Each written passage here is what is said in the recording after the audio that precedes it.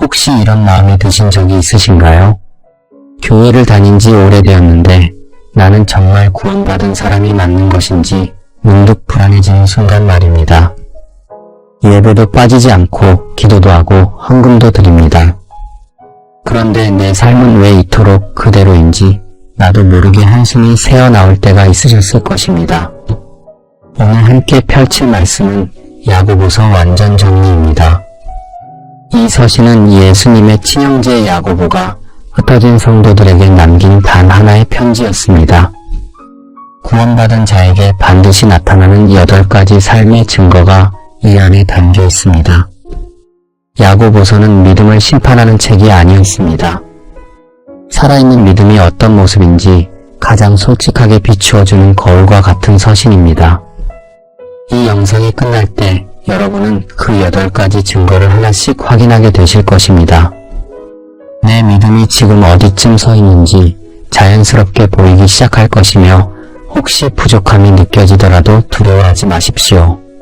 그것은 정죄가 아니라 하나님께서 여러분의 믿음을 더 깊이 세워주시려는 은혜의 초대이기 때문입니다.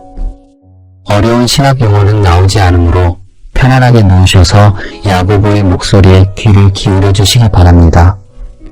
이 시간은 내 믿음이 진짜인지 불안하셨던 분들을 위한 시간이며 구원의 확신을 다시 한번 붙잡고 싶으신 분들을 위한 시간입니다. 야고보서를 제대로 묵상하려면 먼저 이 편지를 쓴 사람이 누구인지 알아야 하겠습니다. 야고보서의 첫 구절은 이렇게 시작하고 있습니다. 하나님과 주 예수 그리스도의 종 야고보는 흩어져 있는 12지파에게 문안하노라. 자신을 하나님과 주 예수 그리스도의 종이라고 소개한 이 야고보는 바로 예수님의 친동생이었습니다. 실제로 나사렛 사람들이 예수님을 향하여 이는 그 목수의 아들이 아니냐, 그 어머니는 마리아, 그 형제들은 야고보, 요셉, 시몬, 유다라지 않느냐 하고 수군거렸다는 기록이 복음서에 남아 있습니다. 야고보는 예수님과 한 지붕 아래서 자란 동생이었습니다. 여러분 잠시 그 시절을 떠올려 보시기 바랍니다. 나사렛이라는 작은 마을 목수 요셉의 집이었습니다. 마청 예수가 목공소에서 나무를 깎을 때 어린 야고보는 형의 뒷모습을 물끄러미 바라보았을 것입니다. 대패질하는 손, 이마에 맺힌 땀방울 야고보에게 예수는 하나님의 아들이 아니라 그저 자기 집안의 마청이었습니다. 그런데 어느 날부터 형이 달라지기 시작하였습니다. 목공소를 떠나 하나님 나라를 선포하셨고 병자를 고치시고 귀신을 쫓아내셨습니다. 사람들이 구름처럼 몰려왔으며 어떤 이들은 형을 메시아라 부르기까지 하였습니다. 야고보에게 이것은 쉽게 받아들일 수 없는 일이었습니다. 요한복음은 짧지만 아픈 한 줄을 기록하고 있습니다. 이는 그 형제들까지도 예수를 믿지 아니함이로라. 같은 집에서 자란 동생들이 형을 하나님의 아들로 믿지 못하였습니다. 여러분, 야고보의 심정이 어떠했을지 헤아려 보게 됩니다. 어릴 적부터 함께 자란 형이 하나님의 아들이라니 어떻게 받아들여야 할지 혼란스러웠을 것입니다. 그러나 모든 것을 바꾸어 놓은 사건이 있었습니다. 형이 십자가에 못 박혀 죽으셨고 온 가족이 피탄에 잠겼을 것입니다. 그런데 사흘째 되는 날 도저히 일어날 수 없는 일이 일어났습니다. 바울은 이렇게 기록하고 있습니다. 그 후에 야고보에게 보이시고 그 후에 모든 사도에게 보이셨느니라. 부활하신 예수님께서 야고보에게 직접 나타나셨습니다. 그 만남 이후 야고보는 완전히 달라졌습니다. 형을 믿지 않던 동생이 주 예수 그리스도의 종이라 고백하는 사람으로 변화했습니다. 야고보서 첫 구절에서 그는 자신을 예수님의 동생이라 소개하지 않았습니다. 대신 종이라고 하였으며 이 한 단어 안에 야고보의 겸손과 회심이 고스란히 담겨 있습니다. 부활을 목격한 뒤 야고보는 예루살렘 교회의 기둥 같은 지도자로 세워졌습니다. 베드로와 바울도 그를 교회의 기둥으로 인정하였고 매일 성전에서 무릎 꿇고 기도하여 무릎에 굳은 전살이 박였다는 초대교회의 기록이 전해지고 있습니다. 그런 야고보가 생애 마지막 시기에 편지를 썼습니다. 수신자는 흩어져 있는 12지파, 곧 로마 제국 곳곳에 흩어져 살고 있던 유대인 그리스도인들이었습니다. 박해를 피해 고향을 떠나야 하였으며 낯선 땅에서 차별과 가난을 견디고 있었기에 신앙이 흔들리는 이들이 많았습니다. 야고보는 그들에게 위로만 보내지 않았습니다. 진짜 믿음이 무엇인지, 구원받은 사람의 삶은 어떤 모습이어야 하는지 때로는 날카롭게 때로는 따뜻하게 말씀하고 있습니다. 야고보서는 단 5장의 짧은 서신이지만 그 안에 50개가 넘는 명령이 들어있을 정도로 실천적인 편지였습니다. 여러분, 야고보가 왜 이토록 행함을 강조했는지 생각해보게 됩니다. 그것은 당시 교회 안에 심각한 문제가 있었기 때문입니다. 입으로는 예수님을 믿는다고 하면서 삶은 전혀 변하지 않는 사람들이 있었습니다. 가난한 형제가 헐벗고 굶주려도 외면하면서 평안히 가라, 따뜻하게 해라 말로만 하는 이들이 있었고 야고보는 그런 믿음을 죽은 믿음이라 불렀습니다. 행함이 없는 믿음은 죽은 것이라는 그 유명한 선언이 바로 이 서신에 담겨 있습니다. 하지만 오해하지 마시기 바랍니다. 야고보가 행위로 구원받는다고 말하는 것이 아닙니다. 구원은 오직 은혜로 주어지는 선물이며 야고보가 말하고자 하는 것은 진짜 구원받은 사람에게 반드시 삶의 변화가 따라온다는 사실입니다. 나무가 살아있으면 열매를 맺듯이 믿음이 살아있으면 행함이 나타나게 되어 있습니다. 열매가 나무를 살리는 것이 아니라 살아있는 나무에서 열매가 맺히는 이치입니다. 야고보서는 바로 그런 분들을 위한 편지이며 정죄하려는 것이 아니라 믿음이 삶 속에서 어떻게 살아 움직이는지를 보여주고 있습니다. 하나님께서는 우리를 판단하시려고 이 서신을 주신 것이 아니라 우리의 믿음을 살려주시려고 주셨습니다. 이제부터 우리는 야고보서 전체를 함께 묵상하면서 구원받은 자에게 나타나는 8가지 증거를 하나씩 살펴보게 됩니다. 시험 속의 인내로 시작하여 기도와 말씀의 실천, 차별 없는 사랑과 혀의 다스림을 지나 하늘의 지혜와 겸손, 그리고 하늘을 여는 기도까지 이어질 것입니다. 부족함이 보여도 두려워하지 마시기 바랍니다. 하나님께서는 여러분의 믿음을 포기하지 않으시는 분이시며 여러분 안에 심어주신 믿음의 씨앗을 끝까지 자라게 하십니다. 잠시 야고보가 이 편지를 쓸 때의 모습을 떠올려 보시기 바랍니다. 예루살렘 성전이 내려다 보이는 작은 방이었습니다. 수십 년간 무릎 꿇어 기도하여 딱딱해진 무릎을 접고 앉아 양피지 위에 한 글자 한 글자 적어 내려갔습니다. 로마 제국 곳곳에 흩어진 성도들의 얼굴이 떠올랐을 것입니다. 박해 속에서 지치고 믿음이 흔들리는 그들을 생각하며 야고보의 풋끝에는 간절함이 실려 있었습니다. 그 간절함이 지금 2000년의 시간을 건너 여러분에게 닿고 있습니다. 야고보의 이 편지는 과거의 기록이 아니라 지금 이 순간 여러분의 믿음을 향해 말씀하시는 하나님의 음성입니다. 이제 그 첫 번째 증거의 문 앞에 서 있습니다. 야고보의 목소리를 따라 함께 들어가 보겠습니다. 야고보가 펜을 들고 가장 먼저 꺼낸 말이 있습니다. 인사를 마치자마자 곧바로 시험 이야기를 꺼냈습니다. 흩어진 성도들에게 가장 급하게 전하고 싶었던 것이 바로 이것입니다. 야고보서 1장 2절에서 야고보는 말하고 있습니다. 내 형제들아, 너희가 여러가지 시험을 만나거든 온전히 기쁘게 여기라. 이 말씀을 처음 들으면 여러분은 당황스러우실 수 있습니다. 시험을 만나면 기뻐하라니 이것이 대체 무슨 뜻인지 쉽게 와닿지 않으셨을 것입니다. 아픈데 기뻐하고 힘든데 감사하라는 것은 현실과 동떨어진 말씀처럼 느껴지실 수 있습니다. 하지만 야고보가 말하는 시험이라는 단어를 조금 더 깊이 들여다보아야 하겠습니다. 여기서 시험이라고 번역된 원래 단어는 바깥에서 오는 고난과 시련을 뜻하는 말이었습니다.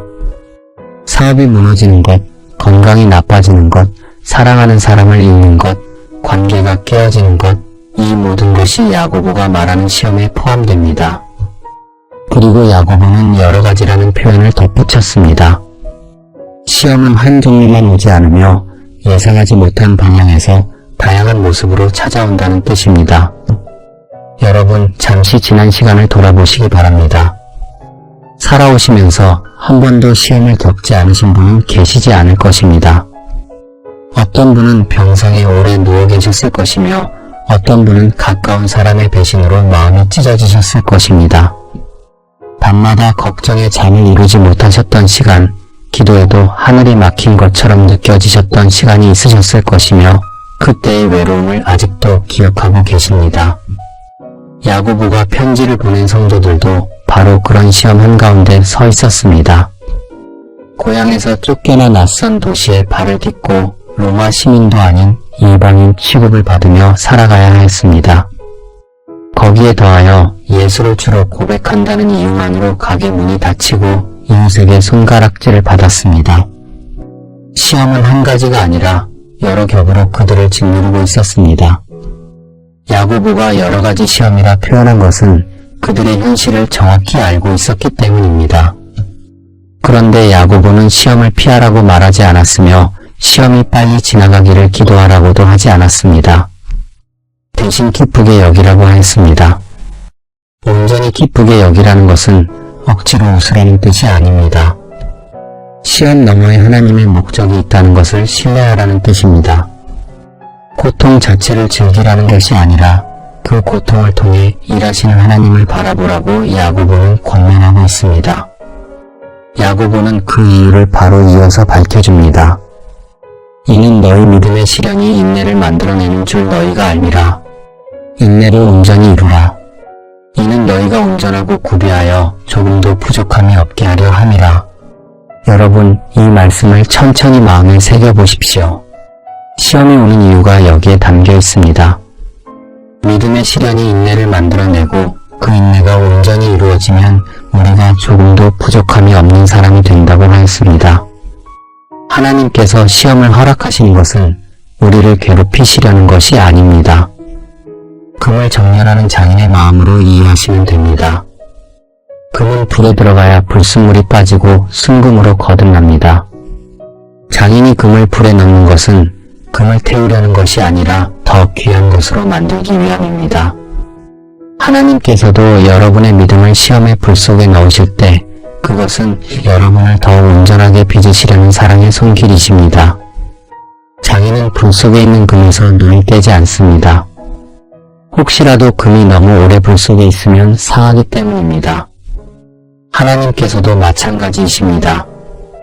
시험 속에 있는 여러분을 한순간도 놓치지 않고 지켜보고 계시며 때가 되면 반드시 불에서 건져내십니다. 여러분, 잠시 이 순서를 마음에 담아보시기 바랍니다. 시험이 오면 믿음이 시련을 받고 그 시련 속에서 인내가 자라나며 인내가 온전히 이루어지면 부족함이 없는 성숙한 사람이 됩니다. 이것은 하루아침에 이루어지지 않습니다.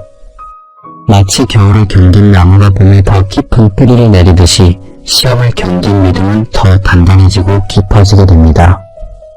여기서 인내라는 단어를 조금 더 깊이 묵상해 보시기 바랍니다. 인내는 단순히 이를 악물고 참는 것이 아닙니다. 야고보가 말하는 인내는 시험 속에서도 하나님을 향한 신뢰를 놓지 않는 것입니다. 흔들리면서도 다시 하나님 앞에 무릎 꿇는 것이며 눈물 속에서도 하나님의 선하심을 고백하는 삶입니다. 이 인내는 우리의 힘으로 만들어내는 것이 아니라 시험이라는 용광로를 통과할 때 하나님께서 빚어주시는 선물이기도 합니다. 혹시 지금 이 말씀을 들으시면서 나는 인내가 부족하다고 느끼시는 분이 계신다면 한 가지 떠올려 보십시오. 여러분이 오늘까지 살아오신 것 자체가 이미 인내의 증거입니다. 힘들어서 주저앉고 싶었던 날들이 있었지만 여러분은 다시 일어나셨습니다.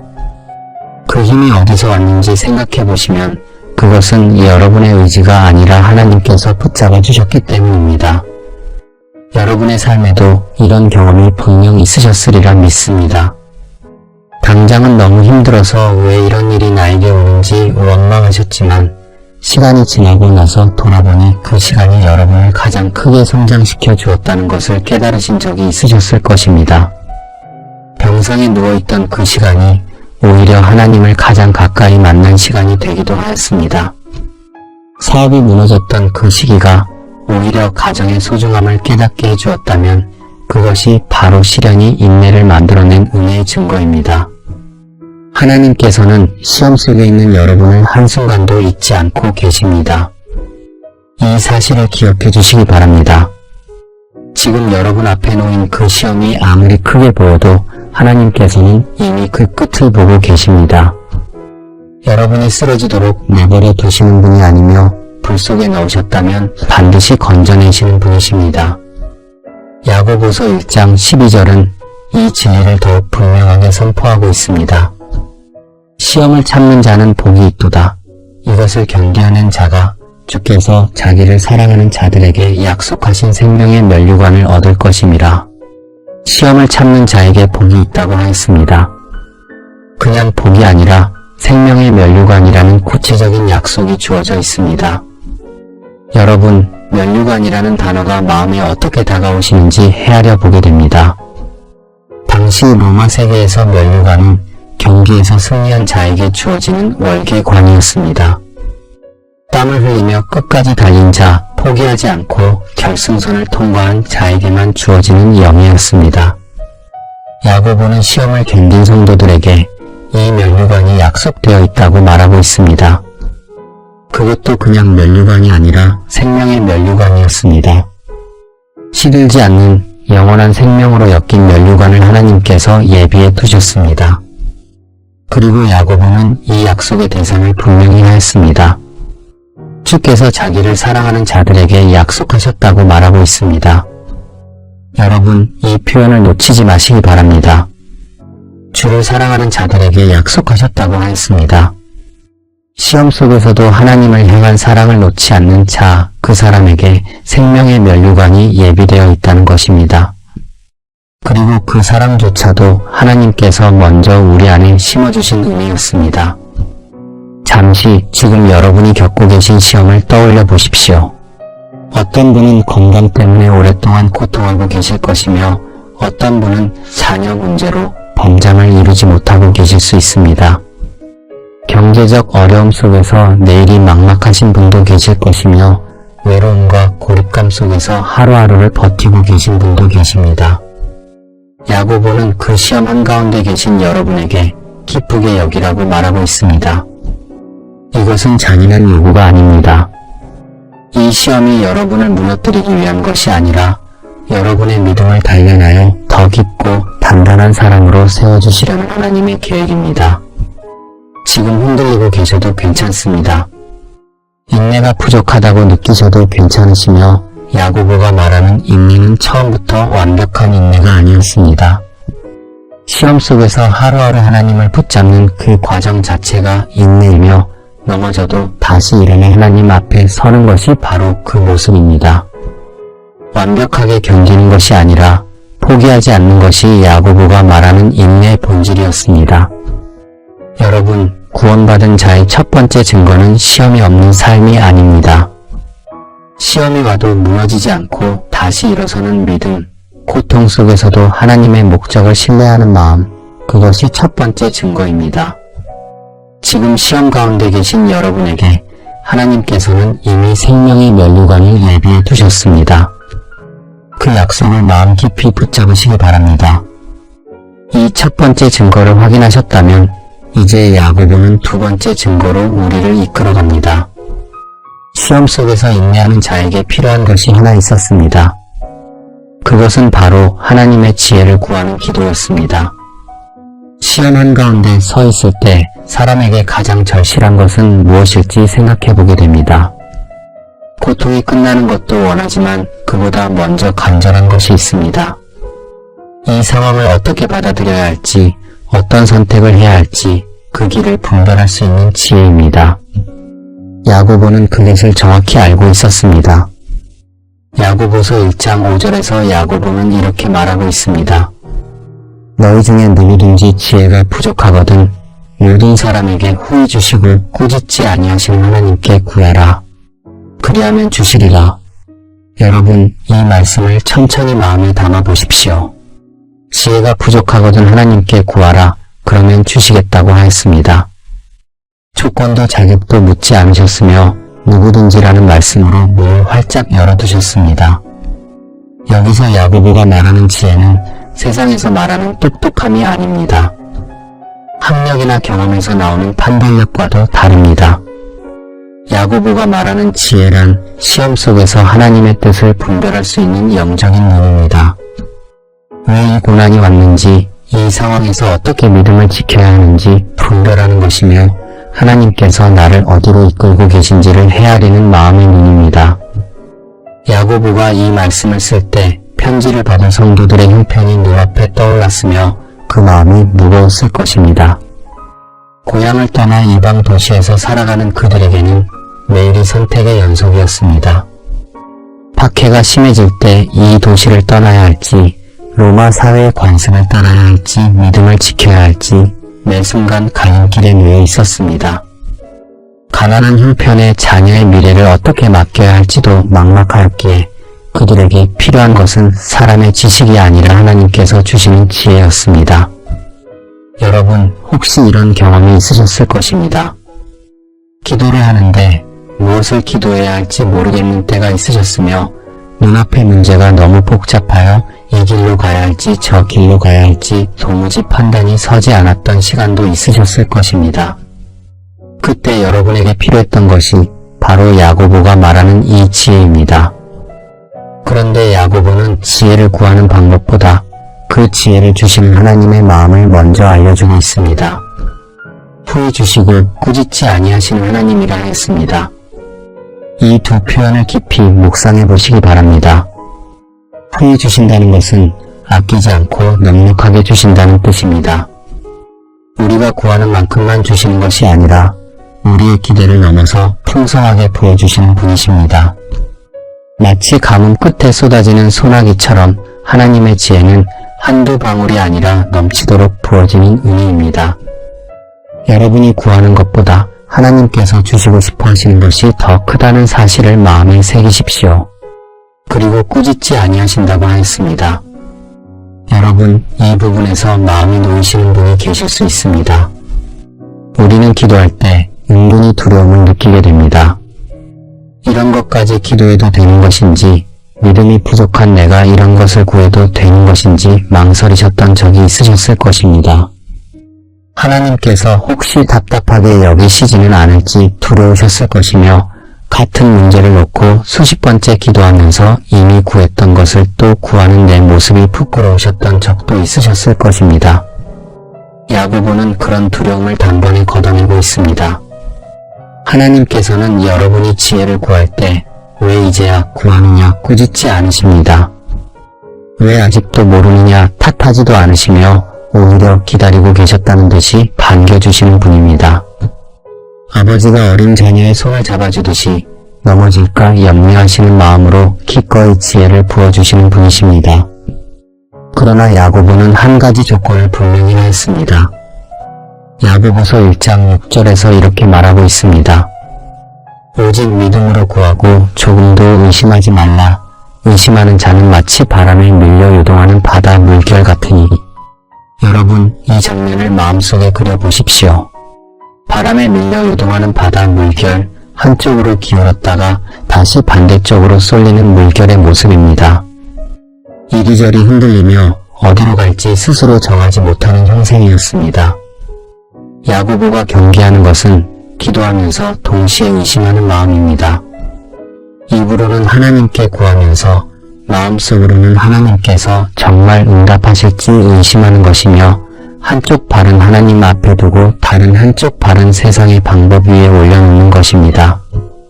야고보는 이런 사람을 두 마음을 품은 자라 불렀으며 그 모든 행사에 정함이 없는 사람이라 하였습니다. 두 마음을 품은 자라는 표현을 조금 더 깊이 생각해보게 됩니다. 이것은 하나님과 세상 사이를 왔다 갔다 하는 마음입니다. 기도할 때는 하나님을 의지하다가 기도가 끝나면 다시 자기 힘으로 해결하려 드는 모습이기도 합니다. 이런 마음은 뿌리가 없는 나무와 같아서 어떤 바람이 불어도 흔들릴 수밖에 없습니다. 야고보가 그런 사람은 무엇이든지 죽기 없기를 생각하지 말라고 엄하게 말한 것은 벌을 주시려는 것이 아닙니다. 반쪽짜리 신뢰로는 하나님의 지혜를 온전히 받을 수 없기 때문입니다. 여러분, 잠시 나의 기도를 돌아보게 됩니다. 혹시 기도하면서도 마음 한편에 불안을 놓지 못하신 적이 있으신지 생각해 보십시오. 하나님께 맡기겠다고 기도한 뒤에 방으로 돌아오면 다시 걱정이 밀려오셨던 적이 있으셨을 것입니다.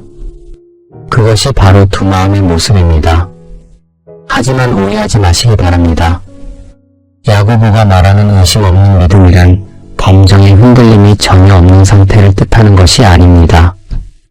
기도하면서 불안해지는 것은 인간이기에 자연스러운 일입니다. 야고보가 경계하는 의심은 하나님의 선하심 자체를 의심하는 것이며 하나님께서 정말 나에게 응답해 주실 분인지를 의심하는 마음입니다.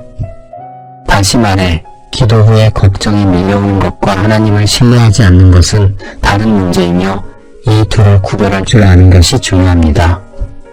걱정이 와도 다시 무릎 꿇고 하나님 앞에 돌아가는 것이 믿음이며 불안이 찾아와도 그래도 하나님께서 응답해 주실 것을 붙잡는 것이 의심 없는 기도의 모습이라 할 수 있습니다. 여러분, 잠시 하나님 앞에 나아가는 기도의 모습을 떠올려 보시기 바랍니다. 의심 없는 기도란 내가 원하는 답을 반드시 받겠다는 고집이 아닙니다. 하나님께서 주시는 답이 내 생각과 다를지라도 그 답이 가장 좋은 것이라고 신뢰하는 자세입니다.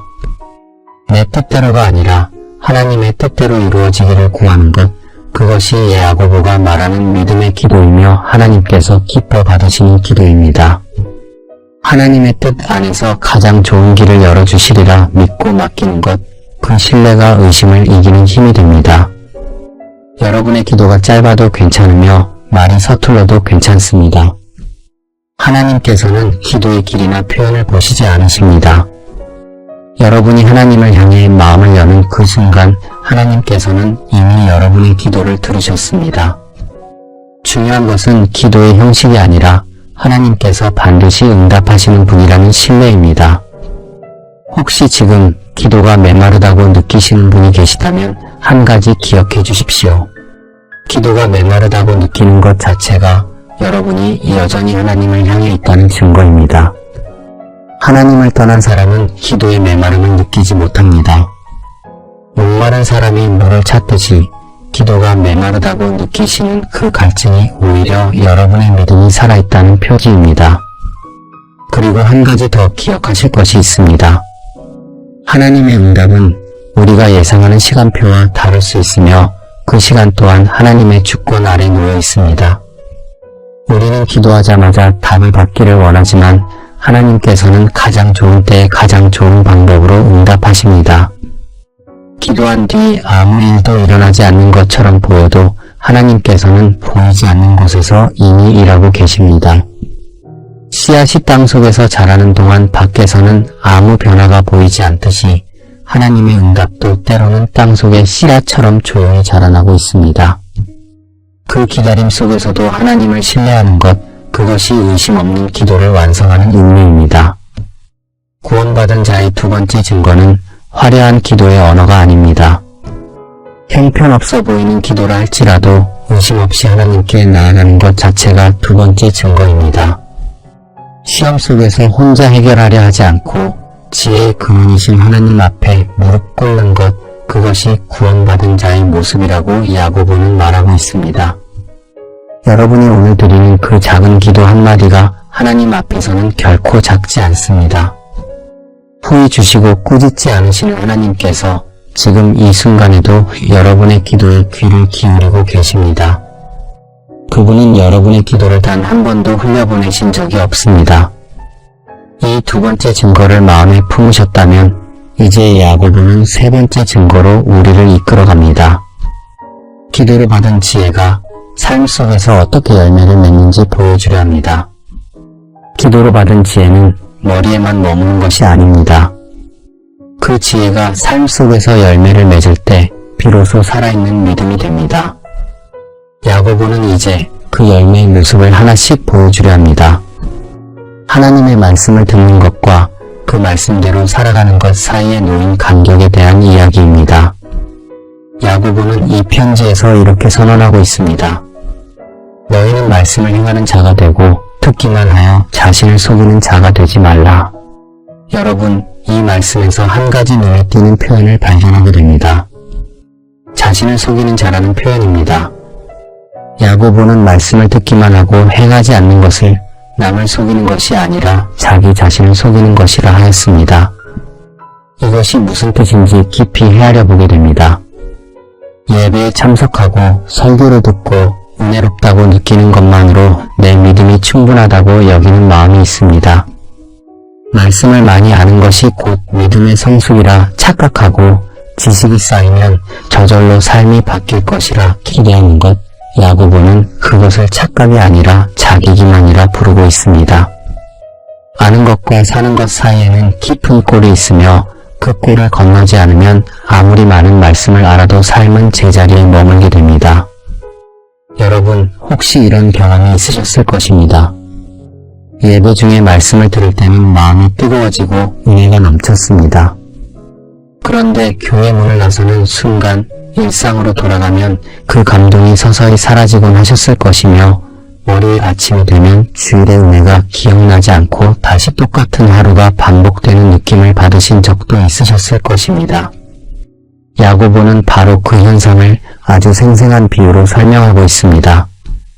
말씀을 듣고 행하지 아니하는 자는 거울로 자기의 생긴 얼굴을 보는 사람과 같다고 하였으며 제 자신을 보고 가서 그 모양이 어떠한 것을 곧 잊어버리는 것과 같다고 하였습니다. 여러분, 이 장면을 마음속에 그려보십시오. 아침에 거울 앞에 섰는데 얼굴에 무엇이 묻어있는 것이 보였습니다. 그런데 그냥 돌아서서 나갑니다. 거울이 보여준 것을 곧 잊어버리고 얼굴에 묻은 것을 그대로 둔 채 하루를 시작합니다. 야고보가 이 비유를 통해 말하려는 것은 말씀은 우리의 영혼을 비추는 거울이라는 사실입니다. 말씀 앞에 서면 우리의 모습이 그대로 드러나게 됩니다. 내 마음속에 숨겨둔 교만이 보이고 용서하지 못한 원망이 보이며 놓지 못하는 욕심이 드러납니다. 야고보가 이 편지를 보는 성도들 가운데에도 이런 사람들이 있었을 것입니다. 회당에서 말씀을 들을 때는 아멘으로 화답하였지만 집으로 돌아가면 여전히 이웃을 무시하고 형제를 차별하던 이들이 있었습니다. 말씀의 감동은 회당문 앞에 두고 나왔으며 야고보는 그 모습을 안타깝게 바라보았을 것입니다. 거울을 보고도 아무것도 하지 않고 돌아서는 사람처럼 말씀이 보여준 나의 모습을 외면하고 그대로 살아가는 것이 있습니다. 그것이 듣기만 하고 행하지 않는 자의 모습입니다. 여러분, 잠시 나의 모습을 돌아보시기 바랍니다. 우리는 말씀을 들을 때 마음이 찔리는 순간이 있습니다. 아, 내가 그 부분에서 잘못하고 있구나 하고 깨닫는 순간이 찾아옵니다. 그 순간이 바로 거울 앞에 선 순간입니다. 문제는 그 다음이며 거울 앞에 서서 나의 부족함을 보았을 때 우리가 어떻게 반응하느냐가 중요합니다. 보고 돌아설 것인지 아니면 거울이 보여준 대로 닦아낼 것인지 그 선택이 듣는 자와 행하는 자를 가르는 경계입니다. 어떤 분은 그 순간을 기억하고 계실 수 있습니다. 말씀을 듣다가 내가 품고 있던 미움이 떠오르고 내가 외면하고 있던 관계가 떠오르던 순간이 있으셨을 수 있습니다. 그때 마음이 불편했던 것은 하나님께서 거울을 통해 여러분에게 말씀하고 계셨기 때문입니다. 그 불편함은 정죄가 아니라 하나님께서 여러분의 삶을 더 좋은 방향으로 이끌어 가시려는 사랑의 손길입니다. 하지만 여기서 한 가지 오해를 풀어야 하겠습니다. 야고보가 말하는 행함은 완벽한 실천을 뜻하는 것이 아니며 한 번에 모든 것을 바꾸라는 명령도 아닙니다. 말씀이 보여준 나의 모습을 직면하고 그 부분을 하나님 앞에 내려놓는 것, 그것이 행함의 시작입니다. 어제보다 한마디 덜 화를 내는 것, 마음에 없던 감사를 입으로 꺼내보는 것, 용서할 수 없다고 생각했던 그 사람을 위해 한 줄이라도 기도해보는 것, 이 작은 변화 하나하나가 말씀을 향하는 삶이며 하나님께서 기뻐하시는 열매입니다. 하나님께서는 이런 작은 변화를 귀하게 여기십니다. 세상은 큰 변화만 인정하지만 하나님의 눈은 다릅니다. 어제까지 참지 못했던 자리에서 오늘 한 번 참았다면 하나님께서는 그것을 보고 계십니다. 오랫동안 미워하던 그 사람의 이름을 기도 속에 올려놓았다면 그 마음의 움직임도 하나님께서는 다 아십니다. 말씀을 행한다는 것은 하루아침에 성자가 되는 것이 아닙니다. 하나님의 말씀을 향해 조금씩 몸을 돌리는 것이며 그 방향 전환 자체가 하나님을 기쁘시게 합니다. 야고보는 이어서 이렇게 말하고 있습니다. 자유롭게 하는 온전한 율법을 들여다보고 있는 자는 듣고 잊어버리는 자가 아니요 도리어 실행하는 자니 하였으며 이 사람이 그 행하는 일의 복을 받으리라고 선언하였습니다. 여러분, 이 말씀에서 자유롭게 하는 온전한 율법이라는 표현을 주목해 주십시오. 율법이라면 보통 무겁고 부담스러운 것을 떠올리게 됩니다. 그러나 야고보는 이 율법을 자유롭게 하는 율법이라 불렀습니다. 이것은 놀라운 역설입니다. 말씀을 행하는 것이 우리를 묶는 것이 아니라 오히려 자유롭게 한다는 뜻이기 때문입니다. 거울에 비친 얼굴의 더러움을 닦아냈을 때 그 사람은 더 자유로워집니다. 마찬가지로 말씀이 보여준 내 안의 교만과 원망과 욕심을 하나님 앞에 내려놓았을 때 우리의 마음은 그 짐에서 풀려나게 됩니다. 행함은 짐이 아니라 짐을 내려놓는 것이며 율법은 족쇄가 아니라 족쇄에서 풀어주는 열쇠입니다. 여러분, 혹시 말씀대로 산다는 것이 무겁게 느껴지신 적이 있으신지 돌아보십시오. 이것도 해야 하고 저것도 해야 한다는 부담감에 오히려 말씀이 짐처럼 느껴지셨던 적이 있으셨을 것입니다. 야고보는 그런 마음을 향해 자유롭게 하는 율법이라는 말을 던지고 있습니다. 말씀대로 사는 것은 무거운 짐을 지는 것이 아니라 무거운 짐에서 풀려라는 의미입니다. 그리고 야고보는 이 말씀을 행하는 자에게 복이 있다고 선언하고 있습니다. 그 행하는 일에 복을 받으리라 하였습니다. 여기서 복은 먼 미래에 받는 보상이 아닙니다. 말씀대로 살아가는 그 과정 자체에서 누리는 하나님의 은혜입니다. 용서를 실천했을 때 마음에 찾아오는 평안, 감사를 고백했을 때 삶에 스며드는 기쁨, 그것이 행하는 자에게 주어지는 복의 모습이며 하나님께서 약속하신 은혜의 증거이기도 합니다. 여러분, 들여다보고 있는 자라는 표현도 마음에 새겨보십시오. 야고보는 거울을 한번 슬쩍 보는 것이 아니라 들여다보고 있는 자라 했습니다. 이것은 말씀 앞에 오래 머무르는 자세를 뜻합니다. 스쳐 지나가듯 읽는 것이 아니라 그 말씀이 내 삶에 무엇을 말하고 있는지 깊이 들여다보는 자세입니다. 그 깊은 묵상 속에서 삶의 변화가 시작됩니다. 여러분, 하나님께서는 여러분의 행함이 완벽하기를 기대하지 않으십니다. 다만 말씀 앞에서 솔직해지시기를 원하실 뿐입니다. 거울을 보고 돌아서지 않는 것, 말씀이 가리키는 방향으로 한 걸음이라도 내딛는 것, 하나님께서는 그 작은 걸음 하나를 기뻐 받으십니다. 혹시 지금 말씀을 많이 알지만 삶이 변하지 않는다고 자책하시는 분이 계시다면 야고보의 이 말씀을 위로로 받으십시오. 야고보는 정죄하려고 이 말씀을 하는 것이 아닙니다. 거울 앞에 다시 서라고, 이번에는 보고 돌아서지 말라고, 한 걸음만 내딛어 보라고 격려하고 있습니다. 그 한 걸음을 내딛을 때 하나님께서 나머지 길을 열어주십니다. 구원받은 자의 세 번째 증거는 완벽한 삶이 아닙니다. 말씀을 들었을 때 외면하지 않고 부족한 대로 한 걸음씩 그 말씀을 향해 걸어가는 것, 그것이 세 번째 증거입니다. 거울을 보고 돌아서는 사람이 아니라 거울이 보여준 대로 자신을 닦아가는 사람이기도 합니다. 하나님께서는 바로 그 사람을 살아있는 믿음의 사람이라 부르십니다. 이 세 번째 증거를 마음에 품으셨다면 이제 야고보는 네 번째 증거로 우리의 시선을 옮깁니다.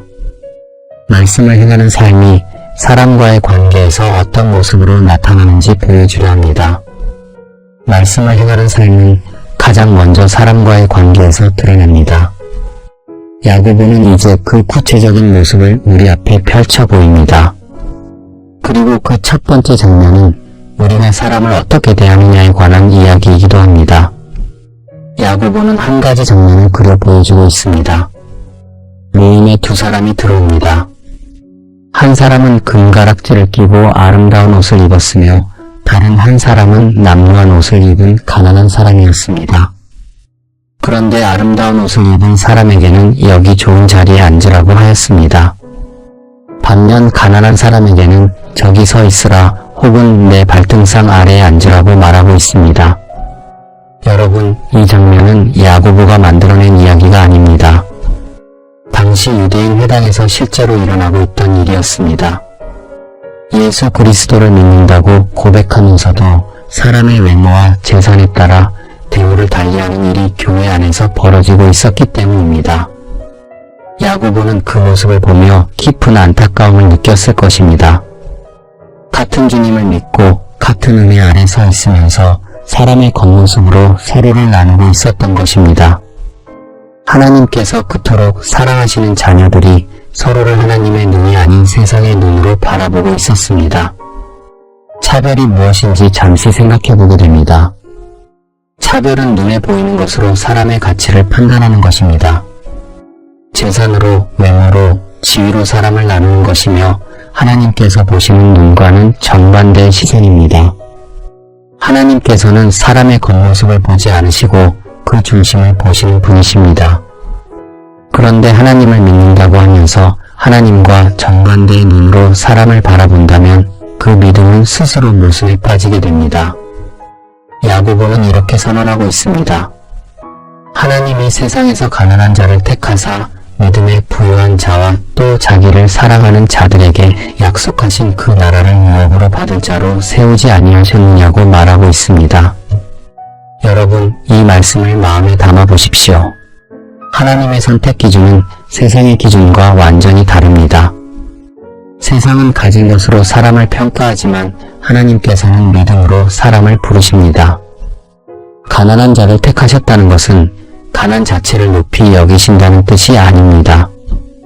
세상이 무시하고 지나치는 사람들을 하나님께서는 눈여겨보시고 귀하게 여기신다는 뜻입니다. 금가락지를 낀 사람이든 남루한 옷을 입은 사람이든 하나님 앞에서의 가치는 동등합니다. 구원받은 자의 눈이 달라져야 하는 이유가 바로 여기에 있습니다. 세상의 눈이 아니라 하나님의 눈으로 사람을 바라보는 것, 그것이 네 번째 증거의 첫 번째 모습입니다. 여러분, 잠시 나의 시선을 돌아보시기 바랍니다. 혹시 누군가를 만났을 때 그 사람의 직업이나 옷차림이나 학력으로 먼저 판단하셨던 적이 있으셨을 것입니다. 교회 안에서도 어떤 사람에게는 더 정성스럽게 인사하고 어떤 사람에게는 무심히 지나친 적이 있으셨을 수 있습니다. 야고보는 그것을 정면으로 지적하되 정죄가 아니라 하나님의 눈으로 사람을 바라보라고 권면하고 있습니다. 하나님께서 여러분을 조건 없이 사랑하셨듯이 여러분도 그 사랑의 눈으로 이웃을 바라보라는 뜻이며 이것이 하나님의 마음을 닮아가는 길이기도 합니다. 그런데 야고보는 여기서 멈추지 않습니다. 차별하지 않는 것에서 한 걸음 더 나아가 믿음과 행함의 관계를 정면으로 다루고 있습니다. 만일 누군가 믿음이 있다고 말하면서 행함이 없으면 그 믿음이 무슨 소용이 있겠느냐고 야고보는 묻습니다. 형제나 자매가 헐벗고 일용할 양식이 없는데 평안히 가라, 덥게 하라, 배부르게 하라 말만 하고 실제로 아무것도 해주지 않는다면 그것이 무슨 유익이 있겠느냐고 하였습니다. 이것은 매우 현실적인 질문입니다. 말로만 하는 사랑, 마음속으로만 품는 선의 행동으로 옮기지 않는 동정, 야고보는 그것을 죽은 믿음이라 불렀습니다. 믿음이 아예 없다는 뜻이 아니라 살아 움직이지 않는 믿음이라는 뜻입니다. 숨을 쉬지 않는 몸이 죽은 것처럼 행함이 없는 믿음도 죽은 것이라고 야고보는 선언하였습니다. 여러분, 잠시 이 말씀을 마음에 새겨보십시오. 야고보가 죽은 믿음이라 부른 것은 믿음을 가지고 있지 않다는 뜻이 아닙니다. 믿음이 분명히 있되 그 믿음이 삶 속에서 숨을 쉬지 못하고 있다는 뜻입니다. 마음속에는 하나님을 향한 신뢰가 있지만 그것이 손과 발을 통해 세상으로 나가지 못하고 있는 것이기도 합니다. 야고보는 그런 믿음을 깨우려 하고 있습니다. 여러분, 이 말씀이 무겁게 느껴지셨을 것입니다. 하지만 야고보가 말하는 행함은 거창한 봉사나 큰 희생만을 가리키지 않습니다. 헐벗은 형제에게 옷 한 벌을 건네는 것, 배고픈 이웃에게 밥 한 그릇을 나누는 것이 있습니다. 외로운 사람 곁에 잠시 앉아 함께 있어주는 것, 이 작은 행함 하나가 살아있는 믿음의 증거입니다. 하나님께서는 그 작은 손길 하나에도 여러분의 믿음이 담겨 있음을 아십니다. 야고보는 이 진리를 두 사람의 이야기로 증명하고 있습니다. 첫 번째는 아브라함입니다. 아브라함이 그 아들 이삭을 제단 위에 드릴 때 행함으로 믿음이 온전하게 되었다고 야고보는 말하고 있습니다. 여러분, 이 장면을 마음속에 떠올려 보십시오. 아브라함에게 이삭은 100세에 얻은 기적의 아들이었으며 하나님께서 약속하신 모든 미래가 담긴 존재였습니다. 그런데 하나님께서 그 아들을 바치라 하셨습니다. 아브라함의 마음이 어떠했을지 헤아려 보게 됩니다. 이해할 수 없었을 것이며 가슴이 찢어지는 고통이었을 것입니다. 그러나 아브라함은 순종하였습니다. 하나님의 말씀을 듣고 돌아서지 않았으며 가장 소중한 것을 하나님 앞에 내려놓았습니다. 야고보는 바로 그 순간이 믿음과 행함이 하나 되는 순간이었다고 말하고 있습니다. 마음속에 품은 믿음이 순종이라는 행동을 통해 온전하게 완성되었기 때문입니다. 여러분에게도 하나님 앞에 내려놓아야 할 것이 있으실 수 있습니다. 꼭 쥐고 있는 계획이 있을 수 있고 놓지 못하는 관계가 있으셨을 것입니다. 아브라함의 행함은 그 모든 것을 하나님의 손에 맡기는 것이며 그 순종이 믿음을 살아있게 만든 힘이었습니다. 두 번째는 라합입니다. 라합은 여리고 성의 기생이었으며 세상의 눈으로 보면 가장 낮은 자리에 있던 여인이었습니다. 그러나 라합은 이스라엘의 정탐꾼들이 왔을 때 목숨을 걸고 그들을 숨겨주었으며 다른 길로 나가게 하였습니다. 야고보는 이 라합도 행함으로 의롭다 하심을 받았다고 말하고 있습니다. 여러분, 아브라함과 라합은 전혀 다른 사람이었습니다. 한 사람은 믿음의 조상이라 불리는 이였고 다른 한 사람은 이방 도시의 기생이었기에 놀라운 대비가 됩니다. 그러나 야고보는 이 두 사람을 나란히 놓았습니다. 두 사람 모두 믿음을 말로만 간직하지 않고 행동으로 옮겼기 때문입니다. 아브라함은 가장 소중한 것을 내려놓는 행함으로, 라합은 가장 위험한 상황에서 용기를 내는 행함으로 믿음을 증명하였습니다. 행함의 크기나 종류가 아니라 믿음이 삶 위에 발을 딛고 섰는지가 중요했기 때문입니다. 이것은 우리에게 큰 위로가 됩니다. 하나님께서는 우리의 출신이나 과거를 보시지 않으십니다.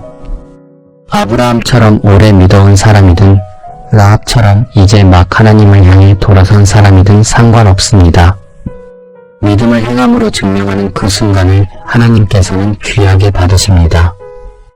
여러분, 혹시 나의 믿음이 부족하다고, 나의 과거가 부끄럽다고 느끼시는 분이 계실 수 있습니다. 나는 자격이 없다고 생각하시는 분이 계시다면 라합의 이야기를 마음에 품어보십시오. 라합은 완벽한 사람이 아니었습니다. 하지만 하나님의 백성을 위해 자신의 모든 것을 걸었고 그 행함이 라합의 믿음을 증명하였습니다. 하나님께서는 여러분의 과거보다 지금 이 순간 여러분이 내딛는 한 걸음을 보고 계십니다. 여러분의 믿음이 아직 작다 하여도 괜찮습니다. 그 작은 믿음이 한 번의 행함으로 드러날 때 하나님께서는 그것을 크게 여기십니다. 라합의 믿음이 처음부터 큰 것이 아니었듯이 여러분의 믿음도 행함을 통해 자라나게 됩니다. 구원받은 자의 네 번째 증거는 완벽한 도덕이 아닙니다. 사람을 차별 없이 대하려는 마음, 말로만이 아니라 행동으로 믿음을 증명하는 삶이 있습니다. 아브라함처럼 가장 소중한 것을 내려놓는 순종, 라합처럼 작은 자리에서 목숨을 걸고 믿음을 행하는 용기, 그것이 네 번째 증거입니다. 행함이 없는 믿음은 죽은 것이지만 작은 행함 하나라도 있는 믿음은 살아있는 믿음이라고 야고보는 선언하고 있습니다. 이 네 번째 증거를 마음에 품으셨다면 이제 야고보는 다섯 번째 증거로 우리를 이끌어갑니다. 행함으로 드러나는 믿음이 우리의 입술에서는 어떤 모습으로 나타나는지 보여주려 합니다. 믿음이 손과 발로 드러나듯 입술에서도 드러납니다. 야고보는 이제 우리의 혀에 대해 이야기하려 합니다. 그리고 이 5번째 증거야말로 야고보서 전체에서 가장 강렬하고 날카로운 부분이었습니다. 야고보는 혀의 위력을 설명하기 위해 3가지 비유를 들고 있습니다. 먼저 말의 재갈을 생각해 보십시오. 작은 재갈 하나가 말 전체를 다스리듯 혀는 우리 몸에서 가장 작은 지체이면서도 가장 큰 영향력을 가지고 있습니다. 또한 배의 키도 마찬가지입니다. 아무리 큰 배라 하여도 작은 키 하나가 방향을 바꿉니다. 사나운 바람에 밀려가는 거대한 배가 키잡이의 뜻대로 움직이는 원리입니다. 작은 혀 하나가 사람의 인생 전체 방향을 바꿀 수 있다고 야고보는 말하였습니다. 그리고 야고보는 한 걸음 더 나아가 혀를 불에 비유합니다. 혀는 곧 불이요, 불의의 세계라 하였으며 온몸을 더럽히고 삶의 수레바퀴를 불사른다고 선언하였습니다. 여러분, 이 표현이 얼마나 강렬한지 마음에 새겨보십시오. 작은 불씨 하나가 큰 숲을 태우듯 작은 혀 하나가 온 삶을 태울 수 있다고 경고하고 있습니다. 야고보가 혀를 이토록 강하게 경고하는 데에는 깊은 이유가 있었습니다. 야고보가 편지를 보냈던 흩어진 성도들 가운데에서도 말로 인한 상처와 분열이 있었을 것입니다. 서로를 향한 비난과 험담이 공동체의 사랑을 갉아먹고 있었으며 야고보는 그 현실을 정면으로 바라보았습니다. 밖에서는 핍박이 가해지고 있었고 안에서는 말로 서로를 찢고 있었습니다. 야고보의 마음이 얼마나 아팠을지 헤아려 보게 됩니다. 예수님의 사랑을 함께 나누어야 할 형제들이 그 사랑 대신 서로를 향한 날카로운 말로 상처를 주고 있었습니다. 야고보는 이 편지를 통해 혀의 위험을 가장 강하게 경고하고 있는데 그만큼 당시 공동체에서 말로 인한 아픔이 깊었기 때문입니다. 여러분, 혹시 말 한마디 때문에 관계가 무너졌던 경험이 있으셨을 것입니다. 화가 나서 내뱉은 한마디가 오랜 세월 쌓아온 신뢰를 한순간에 무너뜨린 적이 있으셨을 수 있습니다. 그 말을 하고 난 뒤에 후회가 밀려왔지만 이미 내뱉어진 말은 주워 담을 수 없었습니다. 불이 한번 붙으면 다시 되돌릴 수 없듯 말도 한번 나가면 되돌릴 수 없습니다. 야고보가 혀를 불이라 부른 까닭이 바로 여기에 있습니다. 혹은 반대의 경험도 떠오르실 수 있습니다. 깊은 절망 속에 있을 때 누군가의 따뜻한 말 한마디가 여러분을 일으켜 세워주었던 적이 있으셨을 것입니다. 그 말이 대단한 것이 아니었더라도 진심이 담긴 한마디가 얼마나 큰 힘을 가지는지 느끼셨을 것이며 혀는 그만큼 강력하여 사람을 살리기도 하고 죽이기도 합니다. 그런데 야고보는 여기서 놀라운 모순을 하나 지적하고 있습니다. 같은 입에서 찬송과 저주가 나온다는 사실입니다. 야고보는 이렇게 말합니다. 이것으로 우리가 주 대신 아버지를 찬송하고 또 이것으로 하나님의 형상대로 지음을 받은 사람을 저주하나니 하였습니다. 한 입에서 찬송과 저주가 나오는도다. 내 형제들아, 이것이 마땅하지 아니하니라 하고 덧붙이고 있습니다. 여러분, 이 말씀 앞에서 가슴이 뜨끔하실 수 있습니다.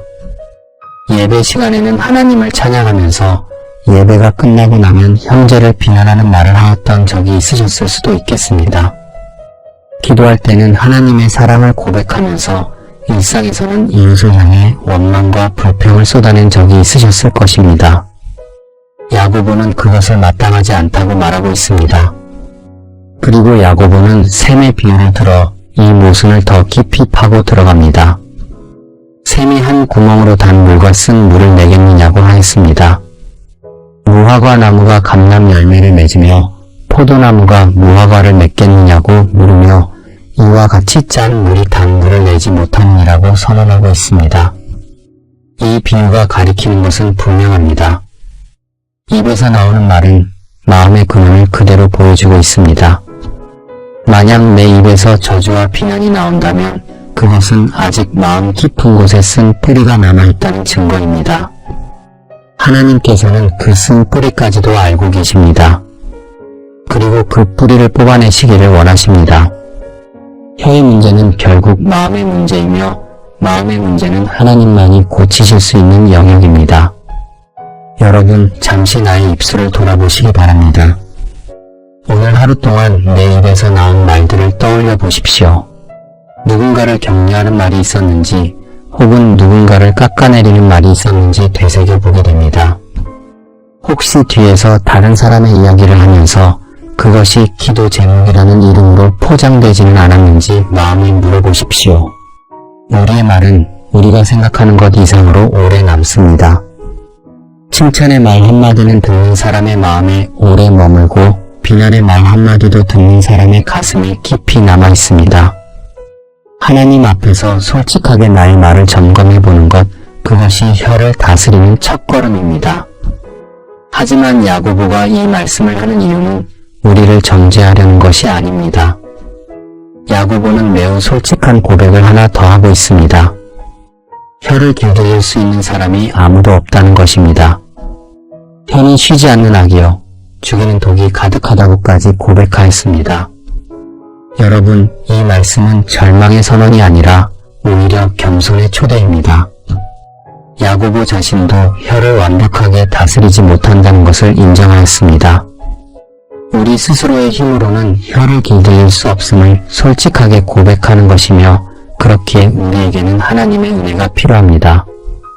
혀를 다스리는 힘은 우리의 의지에서 나오지 않습니다. 하나님께서 우리의 마음을 변화시켜 주실 때 비로소 입술도 변하게 됩니다.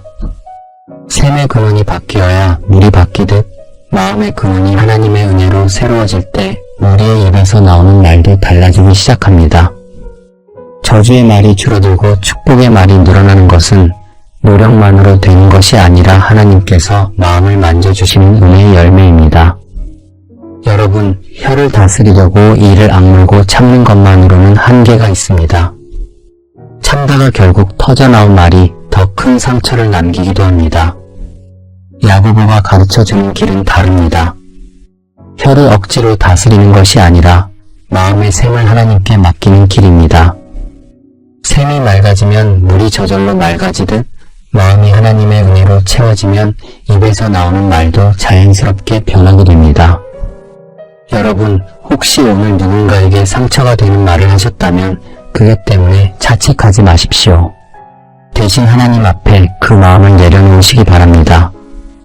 주님, 제 입술을 지켜주시고 제 마음의 근원을 새롭게 해주십시오 하고 기도해 보십시오. 하나님께서는 그 기도를 들으시고 여러분의 혀가 저주의 도구가 아니라 축복의 통로가 되도록 도와주십니다. 내일 아침 눈을 떴을 때 오늘보다 한마디 덜 불평하고 한마디 더 감사해 보십시오. 그 작은 변화가 쌓일 때 여러분의 입술은 점점 하나님의 마음을 닮아가게 됩니다. 또한 여러분의 말 한마디가 가진 힘을 기억해 주십시오. 여러분이 건네는 격려 한마디가 지쳐있는 누군가의 하루를 살릴 수 있습니다. 여러분이 전하는 위로 한마디가 깊은 어둠 속에 있는 사람에게 빛이 되어줍니다. 아무도 알아주지 않는 자리에서 묵묵히 수고하는 사람에게 수고하셨습니다 한마디를 건네보십시오. 오랫동안 연락하지 못한 형제에게 기도하고 있습니다 한마디를 전해보시기 바랍니다. 하나님께서는 여러분의 입술을 통해 세상에 그분의 사랑을 전하기를 원하십니다.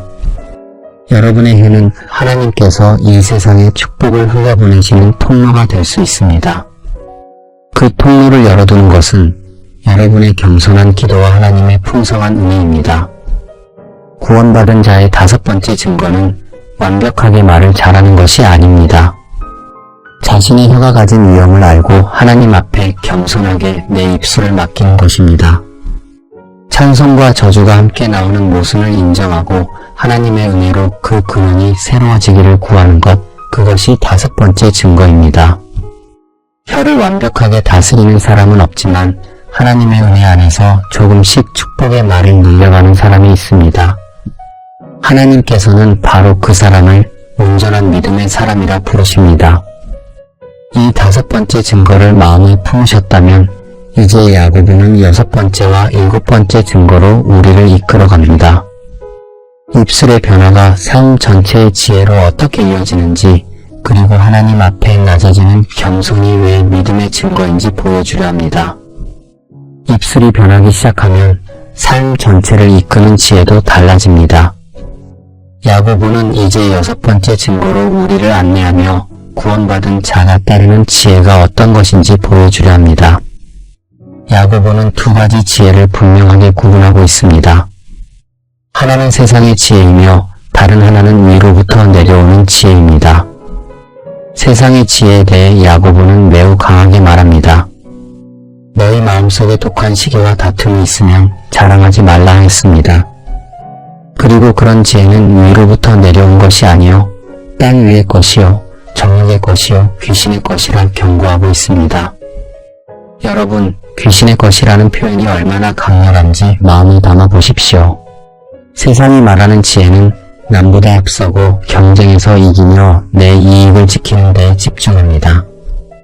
그러나 야고보는 그것을 지혜라 부르지 않습니다.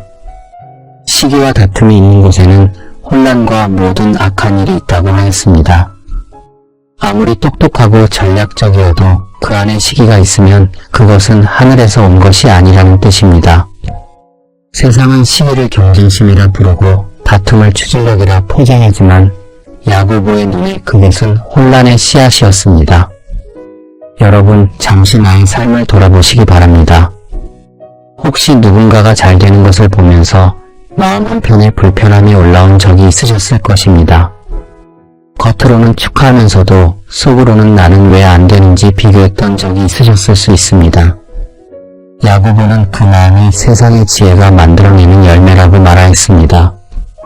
하나님의 자녀가 따라야 할 지혜는 그것과 전혀 다릅니다. 야고보는 하늘의 지혜가 어떤 것인지 이렇게 말합니다. 오직 위로부터 난 지혜는 첫째 성결하고 다음에 화평하며 관용하고 양순합니다. 또한 긍휼과 선한 열매가 가득하고 편벽과 거짓이 없나니 하였습니다. 여러분, 야고보가 가장 먼저 꼽은 것이 성결이라는 점을 주목해 주십시오. 그리고 그 뒤를 따르는 것이 화평이고 관용이며 양순함입니다. 이 순서 안에 깊은 의미가 담겨 있습니다. 먼저 하나님 앞에서 마음이 깨끗해져야 사람과의 관계에서도 화평을 이룰 수 있다는 뜻이기 때문입니다. 하늘의 지혜는 머리로 아는 지식이 아니라 마음에서 우러나오는 성품이기도 합니다. 하나님의 마음을 닮아가는 사람에게서 자연스럽게 흘러나오며 배에서 되는 것이 아니라 하나님의 은혜 안에서 자라나는 열매입니다. 세상의 지혜가 나를 높이고 남을 밀어내는 것이라면 하늘의 지혜는 나를 낮추고 남을 품어 안습니다. 세상의 지혜가 이기는 것을 추구한다면 하늘의 지혜는 화평을 이루는 것을 추구하게 됩니다. 이 둘의 방향은 완전히 반대입니다. 구원받은 자는 점점 세상의 지혜에서 멀어지고 하늘의 지혜를 향해 걸어가게 됩니다. 하루아침에 바뀌는 것이 아니라 하나님의 은혜 안에서 날마다 조금씩 방향을 틀어가는 것이며 그 과정 자체가 믿음의 증거입니다. 여러분, 혹시 교회 안에서도 시기와 다툼을 경험하셨을 수 있습니다. 봉사의 자리를 두고 마음이 상하셨던 적이 있으셨을 것이며 형제의 은사를 보면서 부러움이 아닌 질투가 올라왔던 적도 있으셨을 것입니다. 야고보는 그 마음을 정죄하지 않습니다. 다만 그 마음이 하늘에서 온 것이 아님을 분별하라고 권면하고 있습니다. 하늘의 지혜를 따르는 마음은 형제의 은사를 보며 함께 기뻐할 수 있는 마음입니다. 봉사의 자리가 아닌 봉사의 마음을 구하며 인정받지 못하는 자리에서도 평안을 누리게 됩니다. 야고보는 화평하게 하는 자들이 의의 열매를 화평에 심는다고 말하고 있습니다. 여러분, 이 말씀을 깊이 마음에 새겨보십시오. 다툼이 없는 곳에 하나님의 의가 자라나고 시기가 없는 곳에 사랑이 열매를 맺게 됩니다. 여러분의 가정에서, 직장에서, 교회에서 화평을 이루려고 애쓰는 그 마음 하나가 하늘의 지혜를 따르고 있다는 증거입니다. 다투지 않으려고 한 발 물러서는 것, 내가 옳다는 말 대신 먼저 상대의 이야기를 들어주는 것, 작은 양보 하나가 큰 화평의 씨앗이 됩니다. 그것이 6번째 증거입니다. 야고보는 여기서 자연스럽게 7번째 증거로 이어갑니다. 하늘의 지혜를 따르는 삶의 핵심에 겸손히 자리하고 있기 때문입니다. 야고보는 이렇게 선언합니다. 하나님이 교만한 자를 물리치시고 겸손한 자에게 은혜를 주신다고 하였습니다. 여러분, 이 말씀을 깊이 마음에 품어보십시오. 하나님께서 물리치시는 것은 죄인이 아니라 교만한 자입니다. 그리고 하나님께서 은혜를 부어주시는 대상은 능력 있는 자가 아니라 겸손한 자라고 하였습니다. 교만은 단순히 잘난 체하는 것만이 아닙니다. 하나님 없이도 내가 잘 살 수 있다고 믿는 마음, 내 힘으로 충분하다고 여기는 태도입니다. 하나님의 은혜가 필요하지 않다고 느끼는 것, 야고보는 그것을 교만이라 부르고 있습니다. 여러분, 우리는 때때로 자신도 모르게 교만해질 때가 있으셨을 것입니다. 일이 잘 풀릴 때, 건강할 때, 경제적으로 넉넉할 때 하나님의 은혜를 잊고 내 능력이라 착각하게 됩니다. 야고보는 바로 그 순간을 경고하고 있습니다. 반대로 겸손은 나의 부족함을 인정하고 하나님 앞에 서는 것이며 내 힘으로는 안 된다는 고백 속에서 하나님의 은혜를 구하는 삶입니다. 겸손은 자기를 비하하는 것이 아닙니다. 하나님의 자리와 나의 자리를 바로 아는 것이며 내가 주인이 아니라 하나님이 주인이시라는 것을 인정하는 것입니다. 내 계획보다 하나님의 뜻이 앞선다는 것을 받아들이는 자세이기도 합니다. 야고보는 이어서 놀라운 약속을 전하고 있습니다. 하나님을 가까이 하라 그리하면 너희를 가까이 하시리라 하였으며 주 앞에서 낮추라 그리하면 높이시리라 하였습니다. 여러분, 이 말씀에 담긴 하나님의 마음을 느껴보십시오. 하나님께서는 멀리서 지켜보시는 분이 아닙니다. 우리가 한 걸음 다가가면 하나님께서 먼저 달려와 주시는 분이십니다. 우리가 낮아지면 하나님께서 친히 높여주십니다. 여러분, 혹시 기도할 때 하나님이 멀게 느껴지셨던 적이 있으셨을 것입니다. 내 기도가 천장에 부딪혀 돌아오는 것처럼 느끼셨을 수 있습니다. 야고보는 그런 마음을 향해 하나님께 가까이 하라고 말합니다. 조건 없이 자격을 따지지 말고 있는 그대로의 모습으로 다가가라는 뜻입니다. 그러면 하나님께서 가까이 오신다고 약속하고 계십니다. 이것은 조건이 붙은 것이 아닙니다. 하나님의 변함없는 마음이며 자녀를 향한 아버지의 사랑입니다. 여러분이 완벽해져야 다가갈 수 있는 것이 아니라 부족한 그대로 다가갈 때 하나님께서 반겨주신다는 뜻이 담겨 있습니다. 야고보가 이 편지를 받았던 성도들은 핍박과 고난 속에서 자신의 힘으로 버텨야 한다는 생각에 사로잡혀 있었을 것입니다. 야고보는 그 마음을 향해 하나님 앞에 낮아지라고 권면하였습니다. 스스로의 힘을 내려놓고 하나님의 손에 맡기라는 것입니다.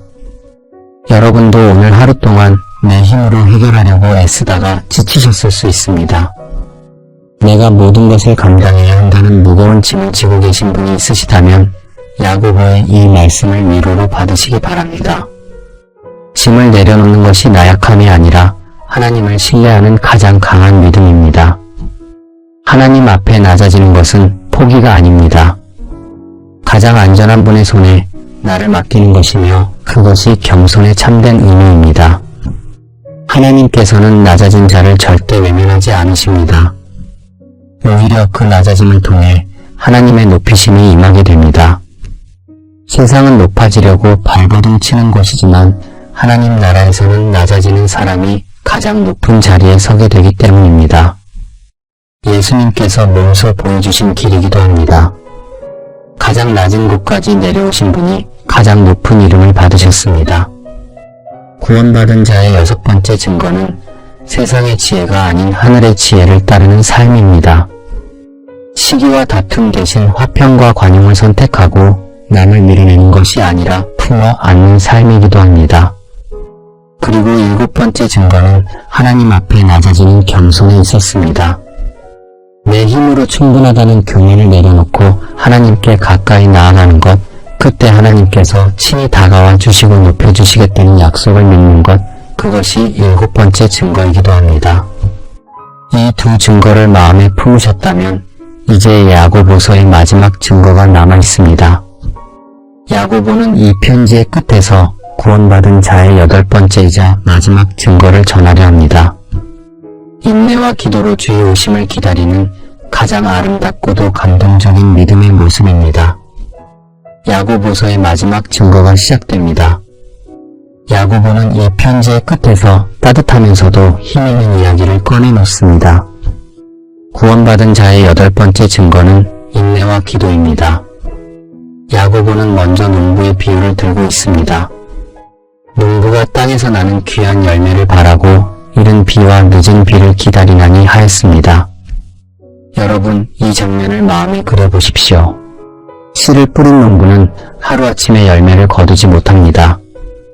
이른 비가 내려야 싹이 트이고 늦은 비가 내려야 열매가 여뭅니다. 그 사이에 농부가 하는 일은 기다리는 것입니다. 씨를 뿌린 다음날 땅을 파보는 농부는 없습니다. 열매는 보이지 않는 곳에서 보이지 않는 속도로 자라고 있기 때문입니다. 믿음도 이와 다르지 않습니다. 하나님께서 일하고 계신 것이 지금 당장 눈에 보이지 않을 뿐이기에 조급해하지 않아도 됩니다. 야고보는 이 농부의 모습을 성도들에게 비추어 줍니다. 너희도 길이 참고 마음을 굳건하게 하라. 주의 강림이 가까우니라 했습니다. 이 말씀이 전해질 당시 흩어진 성도들의 형편을 떠올려 보게 됩니다. 핍박 속에서 내일을 알 수 없었고 고난의 끝이 보이지 않았습니다. 그 자리에서 야고보는 포기하라 하지 않았으며 주님이 오고 계시다고 조금만 더 견디라고 말하였습니다. 마음을 굳건하게 하라는 것은 억지로 버티라는 뜻이 아니었습니다. 하나님의 약속이 반드시 이루어진다는 믿음 위에 마음을 세우라는 뜻이며 흔들리는 환경이 아니라 흔들리지 않는 하나님의 말씀 위에 서라는 권면이기도 합니다. 여러분, 혹시 지금 기다림의 한가운데에 계신 분이 있으실 것입니다. 기도한 지 오래되었지만 아직 응답이 보이지 않는 분이 계실 수 있습니다. 건강이 회복되기를 기다리시는 분, 관계가 풀리기를 기다리시는 분, 형편이 나아지기를 바라시는 분이 계실 것입니다. 야고보는 그 기다림이 헛되지 않다고 말하고 있습니다. 기다림은 아무것도 하지 않는 시간이 아닙니다. 하나님을 신뢰하는 시간이며 뿌린 씨앗이 자라고 있음을 믿는 시간입니다. 여러분의 기도가, 여러분의 눈물이, 여러분의 인내가 헛되지 않다고 이 야고보는 분명하게 전하고 있습니다. 야고보는 이어서 기도의 능력에 대해 이야기합니다. 야고보가 이 편지의 마지막에 꺼내는 이름은 엘리야입니다. 엘리야는 온 나라가 바알을 섬기던 시대에 홀로 하나님을 향해 기도했던 사람이었습니다. 야고보는 엘리야가 우리와 성정이 같은 사람이라고 분명하게 밝히고 있습니다. 우리와 같은 감정을 가졌고 같은 연약함을 안고 있었던 사람이었습니다. 그런 사람의 기도가 하늘을 움직였습니다. 주변 모든 환경이 절망적이었지만 엘리야는 기도를 멈추지 않았으며 혼자라고 느꼈을 때에도 하나님만을 바라보았습니다. 엘리야가 간절히 기도한즉 3년 6개월 동안 비가 땅에 오지 아니하다가 다시 기도한즉 하늘이 비를 주고 땅이 열매를 내었느니라고 하였습니다. 3년 반 동안 비가 내리지 않았고 다시 기도하니 하늘이 열렸습니다. 야고보는 이 이야기를 통해 의인의 간구는 역사하는 힘이 크다고 선언하고 있습니다. 여러분, 여기서 의인이란 죄 없는 완벽한 사람을 말하는 것이 아닙니다. 하나님 앞에 나아가는 사람, 연약하지만 기도를 놓지 않는 사람을 가리키고 있습니다. 여러분, 이 말씀을 위로로 받으시기 바랍니다. 내 기도가 너무 작고 보잘것없다고 느끼실 수 있습니다. 기도에도 변하는 것이 없다고 낙심하셨을 것입니다. 그러나 엘리야도 우리와 같은 사람이었습니다. 두려움도 있었고 지침도 있었지만 기도를 멈추지 않았습니다. 광야에서 혼자 울었던 적도 있었지만 하나님께서는 그런 엘리야를 버리지 않으시고 오히려 천사를 보내어 먹이시며 다시 일어설 힘을 주셨습니다. 여러분의 기도도 하나님 앞에 올라가고 있으며 하나님께서는 그 기도를 하나도 흘려보내지 않으십니다. 어떤 기도는 내일 응답되고 어떤 기도는 1년 뒤에 응답되며 어떤 기도는 여러분이 상상하지 못한 방식으로 이루어지기도 합니다. 중요한 것은 기도를 멈추지 않는 것입니다. 엘리야가 포기하지 않고 기도하여 하늘을 열었듯 멈추지 않는 기도가 하나님의 응답을 만나게 됩니다. 구원받은 자의 8번째 증거는 엘리야처럼 하늘을 향해 기도하는 삶이며 농부처럼 하나님의 때를 인내로 기다리는 소망입니다. 기도를 멈추지 않고 하나님의 때를 신뢰하며 견디는 것, 그것이 야고보가 전하는 마지막 증거이며 가장 아름다운 증거이기도 합니다. 여러분, 오늘 밤 야고보서를 처음부터 끝까지 함께 걸어오셨습니다. 예수님과 한 집에서 자란 동생 야고보가 흩어진 성도들에게 보낸 단 하나의 편지였습니다. 그 안에 담긴 8가지 증거를 하나씩 살펴보았습니다. 시험 속에서 인내하는 믿음이 있었고 의심 없이 지혜를 구하는 기도가 있었습니다. 말씀을 삶으로 행하는 변화를 살펴보았으며 사람을 차별하지 않는 사랑을 확인하기도 하였습니다. 혀를 다스려 축복의 통로가 되는 삶이 있었고 하늘의 지혜를 따르는 화평도 함께 나누었습니다. 하나님 앞에 낮아지는 겸손을 묵상하였으며 기도와 인내로 주의 오심을 기다리는 소망까지 살펴보았습니다. 야고보는 이 8가지를 통해 구원받은 자의 삶이 어떤 모습인지를 보여주고 있습니다. 완벽한 사람이 되라는 것이 아니라 하나님의 은혜 안에서 이 방향을 향해 걸어가라는 초대입니다. 이 8가지 증거가 모두 완벽하게 갖추어진 사람은 아무도 없습니다. 야고보도 그것을 알고 있었습니다. 혀를 길들일 수 있는 사람이 없다고 스스로 고백하였던 것처럼 야고보가 전하는 메시지는 완벽함이 아니라 방향이기 때문입니다. 구원받은 자는 이 방향을 향해 하나님의 은혜 안에서 한 걸음씩 걸어가는 사람입니다.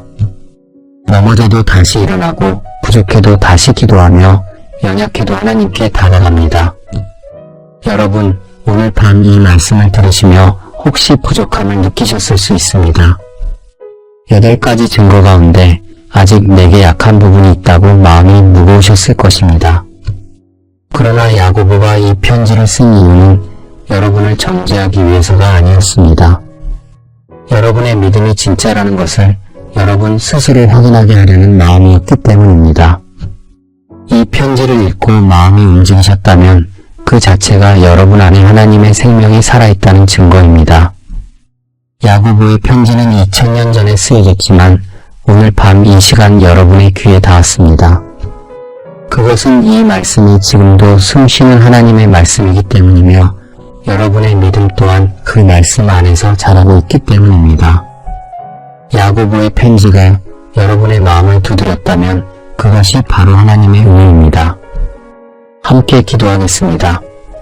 사랑의 하나님 아버지, 오늘 밤 야고보서의 말씀을 통해 저희의 믿음을 돌아보게 하여 주셔서 감사합니다. 시험 앞에서 인내하는 법을 알게 하여 주시옵소서. 의심 없이 지혜를 구하는 기도를 허락하시고 말씀을 듣기만 하지 않고 삶으로 행하는 자가 되게 하여 주시옵소서. 사람을 차별하지 않는 사랑을 부어주시며 저희의 입술이 저주가 아닌 축복의 통로가 되게 하여 주시옵소서. 세상의 지혜가 아닌 하늘의 지혜를 따르게 하시고 교만을 내려놓고 주님 앞에 낮아지는 겸손을 배우게 하여 주시옵소서. 엘리야처럼 기도를 멈추지 않고 농부처럼 주의 오심을 인내로 기다리는 믿음을 허락하여 주시옵소서. 부족한 저희 요나 하나님의 은혜 안에서 날마다 한 걸음씩 이 증거들을 향해 걸어가게 하여 주시옵소서. 예수 그리스도의 이름으로 기도드립니다. 아멘. 이 말씀이 여러분의 마음의 위로가 되셨다면 좋아요와 구독으로 함께 해주시면 감사하겠습니다. 오늘 밤 들으신 야고보의 편지가 내일의 삶을 살아가는 힘이 되시기를 바랍니다. 하나님의 은혜 안에서 편안히 쉬시기를 기도합니다.